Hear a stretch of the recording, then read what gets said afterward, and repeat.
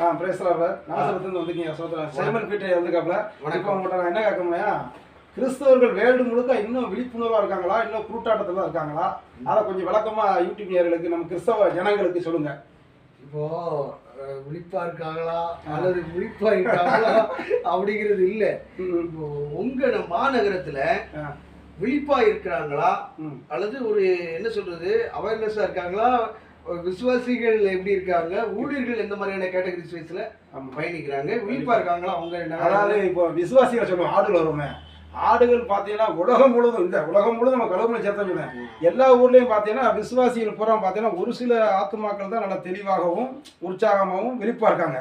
மற்றெல்லாம் பார்த்தா அப்படியே ஒரு மயக்க நிலையில, ஒரு மந்த நிலையில, ஒரு குருட்டாட்டத்தில் இருக்காங்க. ஊழியர்கள் பார்த்தீங்கன்னா, அதாவது ஒரு பக்கம் ஊழியர் வந்து ஒரே ஆசீர்வாதம் செழிப்பை பற்றி பேசுகிறாங்க, சத்தியத்தை பற்றியோ பாவமன்னிப்பு கொடுத்தோ நல்லா இருக்கணும் அதை பற்றி சொல்லவே மாட்டேங்க. இம்மைக்குரியதே பேசி பேசி ஜனங்களை மூளைச்செலவு பண்ணி, அதாவது அவர்களும் பரலோகத்துக்கு போக மற்றவங்களும் போடாமல் இருக்கிற மாதிரி மக்களை கருத்துட்டு இருக்காங்க. இந்த ஒரு சூழ்நிலையில தான் கிறிஸ்தவம் போய்கிட்டு இருக்கு. ஒரு 100க்கு பார்த்தீங்கன்னா 95, அதாவது சாத்தான் சபையில் சொன்னதை உங்களை பற்றி சொல்லிக்க ஆசைப்படுவேன். 95% சாத்தாங்க சொன்னால் என் கையில் இருக்காங்க. 5 விழுக்காடு, அதாவது 5% தான் ஆண்டவர் பக்கம் இருக்காங்களாம். இப்படி தான் கிறிஸ்தவர் குருட்டாட்டத்தில், அதாவது எப்படின்னா ஊரு கொண்டா எப்படி ஊரு, அதாவது ஊரு 2 கூட்டாடிக்கு கொண்டாட்டம், அவனுக்கு திண்டாட்டம் மாதிரி. இப்போ என்னன்னா பார்த்தீங்கன்னா, கிறிஸ்தவங்க வந்து 2 பட்டாங்கன்னா ஊழியர்களுக்கு கொண்டாட்டமா இருக்கு, இவங்களுக்கு திண்டாட்டமா இருக்கு. பார்த்தீங்கன்னா உண்மை இல்லாத ஊழியர்கள் பார்த்து சத்தியத்தை சொல்ல மாட்டான், எதையும் சொல்ல மாட்டான். அதாவது நீங்க காணிக்க கொடுத்தா தான் ஜெபம்னு சொல்லி ஒரு குரூப் பெரிய வேர்ல்டு முழுக்க ஊழியக்காரர் அவர் அப்படி சொல்லிட்டு இருக்காரு. அநேகர் பார்த்தீங்கன்னா அந்த கயரை வச்சு ஏடு குறி, அதை நம்ம ஒரு சைமன் பீட்டர் ஒரு சேனலில் பார்த்தீங்கன்னா வரும், அதெல்லாம் புதுசான வீடியோக்கெல்லாம் விழிப்புணர்வு வரும். அப்போ மக்களை வந்து வஞ்சிக்காங்க. நீங்கள் விழிப்புணர்வாக இருக்கணும். இவங்க உண்மை உள்ளவங்களா கல்லவங்களா இல்லை ஆடு போட்டு செம்பரால் தோல் போட்டுக்கும் ஆனால் ஓனாகி இருப்பாங்க. இதெல்லாம் விழிப்புணர்வு ஆண்டுகிட்ட ஜெபம் பண்ணி கேட்டு விழிப்படையும்படி தேவ ஜனங்களுக்கு சொல்லாமல் மிச்சத்தை நீங்கள் சொல்லுங்கய்யா. அதாவது நீங்கள் ரொம்ப பாரத்தோடு அதை சொல்லியிருக்கீங்க. எனக்கு ரொம்ப இதாக இருந்தது. அதாவது மக்கள் இன்னும் விழிப்படையாமல், ஆமாம், அதாவது மக்கள் இன்னும் விழிப்படையாமல் இருக்கிறார்கள், தெளிவாக மயக்க நிலைமையில் இருக்காங்க.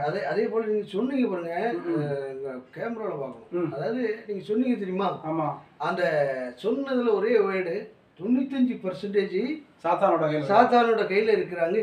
விசுவாசி எல்லாருமே டோட்டல். அப்போ அவங்க இருக்காங்க. ஆனா நீங்க 5% தான் கிறிஸ்துக்குள்ள இருக்காங்க. ஆமா, அப்படின்னா கிறிஸ்துக்குள்ள இருக்கும் என்ன செய்வாங்கன்னா, நான் ஒரு தப்பு பண்ணிட்டேன், உங்களுக்கு ஆண்டவர் வந்து சைமன் பீட்டரை வெளிப்படுத்தாரு.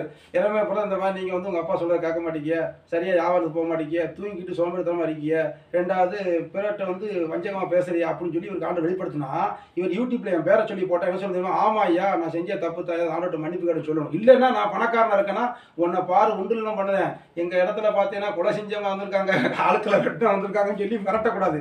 அது வந்து சாத்தானோட கைக்கூலி உள்ள ஆட்கள் தான் அப்படி பேசுவான். உண்மைக்குமே பரிசுத்த அபிஷேகம் பட்ட மனிதனாக இருந்தால், அவன் தேவனோட மனிதனாக இருந்தாலும் என்ன சொல்லுவாங்கன்னா, இவங்களுக்கு வாழ்த்துக்கள் சொல்லிட்டு பிரதர் என் தப்பை சுட்டிக்காக்க ஆள் இல்லை, எங்களை கர்த்தர் உங்களுக்கு ஒரு கண்காணி வச்சார், அதுக்கு நன்றி வாழ்த்து. அவங்க தான் மெய்யான கிறிஸ்தவர்கள், அவங்க தான் பரலோகம் போவாங்க.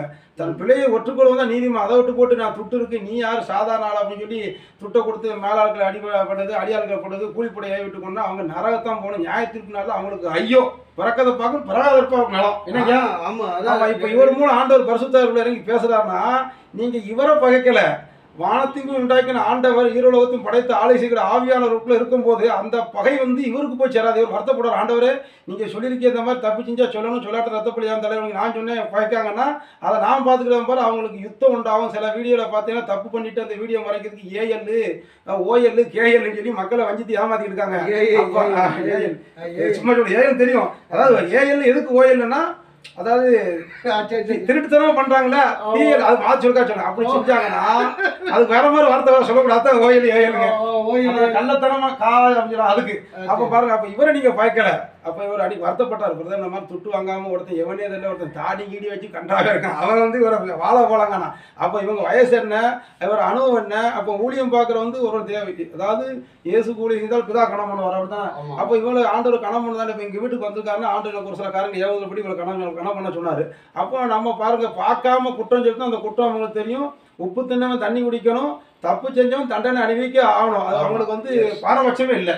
அதனால நீங்க தைரியமா போடுங்க, என்ன செஞ்சாலும் அதை கருத்தில் அவங்களை பார்த்துக்கூடாது. ஆனால் அவங்களுக்கு பூமியிலேயே நியாயம் தீர்க்கப்படும். நியாயம் தீர்ப்பு கிடையாது. ஆமா, இப்போ என்னன்னு கேட்டீங்கன்னா, ஒட்டுமொத்தமாக ஒவ்வொருத்தரும் நம்ம சொல்றது என்னன்னா பிரதர், நம்ம அவேர்னஸ் ஆகணும், கண்டிப்பா ஆண்டவருடைய சத்தியத்துக்குள்ள நிக்கணும் அப்படின்னு சொன்னா ஒவ்வொரு ஒவ்வொருத்தரும் பைபிளை எடுத்து வாசித்தா மட்டும்தான். வாசிக்கணும், வசனத்தை தியானிக்கணும், வசனத்தை சந்தேகப்பட்ட ஆண்டவர்கிட்ட கேட்டுட்டு தெளிவான ஊழியக்காரன்ட்ட கேட்கணும்.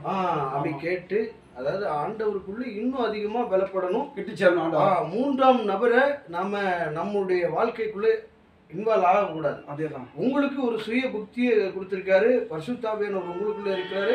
பரிசுத்த ஆவியானவர் உங்களுக்குள்ள இருந்தாருன்னா உங்களை சகலத்துக்குள்ளும் பரிசுத்துக்குள்ள நடத்துவார், உபதேசத்துக்குள்ள நடத்துவாரு.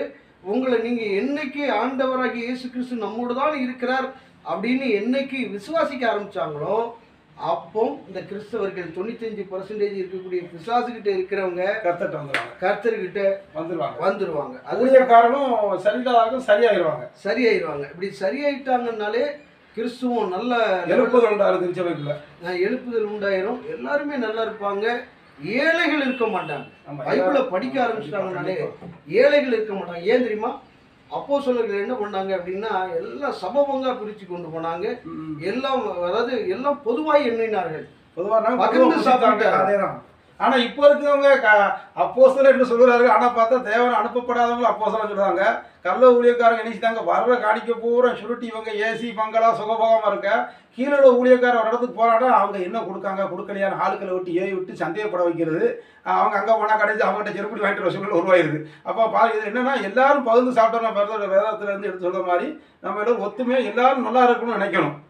வர்ற காசை பூரா அவங்களே சுருட்டி ஏப்ப விட்டு கார் வாங்க பங்களா வாங்க வீடு கட்டினா அது வந்து சுகபோகமா ஆளும் உயிரோட செத்தவன் இருக்கு.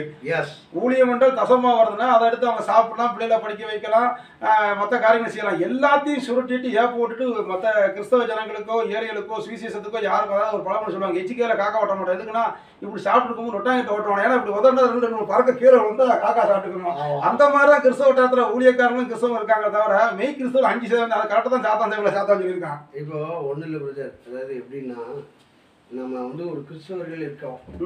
ஒருத்தர் பணக்காரராக இருக்கார், ஒருத்தர் ஏழையா இருப்பாங்க, இன்னொரு நடுத்தரமா இருப்பாரு. பலதரப்பட்ட குணங்களில் பயணிச்சாலும் கண்டிப்பா கிறிஸ்துவுக்குள்ள உங்களுடைய கஷ்டத்தில் நான் வரணும், உதவி செய்யணும். அதாவது அன்பும்பாங்க. எப்படி பார்த்தா பிரதர் தான் இருக்காரு வச்சுக்கோங்க, பக்கத்து வீட்டில் நான் இருக்கேன், எனக்கு வீடு இருக்கு, ஆளுக்கு எல்லாருக்கும் சூழ்நிலை துட்டு இருக்காது. பிரதர் மட்டும் அன்பா இருக்கும் போல பிரதர் அன்பா இருக்குன்னு சொன்னா போதாது. அவருக்கு திடீர்னு ஒரு 100 ரூபா 200 ரூபா தேவைப்பட்டேன்னா அவர் மூலமா வரும். ஆண்டர் உணர்த்தினார்னா இப்போ எனக்கு ஏவுதல் நானா போய் செய்யணும். அதை விட்டு போட்டு நான் வந்து அதாவது உதவி செய்யும் கூட செய்யாட்டா அது பாவம்னு என்னப்படும் மாதிரி நமக்குள்ளே எல்லாத்தையும் தனக்குன்னு வச்சுக்கொள்ள ஊழியக்காரன் அநேகர் உண்டு. கிறிஸ்தவ இது யாரையும் குற்றப்படுத்தும் நோக்கத்தில் அந்த வீடியோல இது என்ன அதர்னஸ் வீடியோவா, இது அவேர்னஸ், கிறிஸ்துவ விழிப்புணர்வுக்காக இது ஒரு செய்தியா போடப்பட்டிருக்கு. அதுக்காக மெனக்கெட்டு அவர் கஷ்டத்துல ரங்கன் வந்திருக்காரு. ஆமா ஆமா. வேற என்ன சொல்ல போறீங்க? வேற ஒண்ணும் இல்லை, கர்த்தர் ஸ்தோத்திரம். அதாவது எப்படின்னா, விழிப்பா இருங்க, ஆமா, கவனமா இருங்க, ஜாக்கிரதையா இருங்க. தினமும் நீங்க என்ன பண்ணுங்க, ஒவ்வொரு நாளும் 5 நிமிடம் இது ஃப்ரீயா இருக்கிற நேரம் 5 நிமிடம் ஜெபம் பண்ணிட்டு வீடியோ போடணும். கருத்துள்ள வீடியோவா போட்டு நீங்க பதிவை மக்களுக்கு கொடுங்கள். உங்களை ஆதரிப்பாங்க, உங்களை எல்லா விதமான வரவேற்பையும் அவங்க செய்வாங்க. நீங்க விழிப்புணர்வுக்கு நேராக வாருங்கள். எல்லோரும் விழிப்புணர்வு அடையுங்க, நல்ல பைபிளை வாசிங்க, நல்ல ஜெபம் பண்ணுங்க, இயேசுவை மாத்திரம் நம்புங்க. கண்டிப்பா மற்றவர்களை நம்ப வேண்டாம். ஆமா, மற்ற யாரையும் நம்ப வேண்டாம். எல்லாரும் மனுஷன் தான், எல்லாரும் மனுஷன் தான். பொய் சொல்ல மனிதன் அல்ல, மனமாற ஒரு மனுபுத்திரன் இல்ல, நம்பத்தக்கவர், உண்மையுள்ளவர், நேற்றும் என்றும் நாளை என்றும் மாறாதவர், அவர் தான் மெய்யான தெய்வம். அவ்வளவுதான். கர்த்தர் ஸ்தோத்திரம். வேறொரு பதிவு, வணக்கம். போதுமானது. ரொம்ப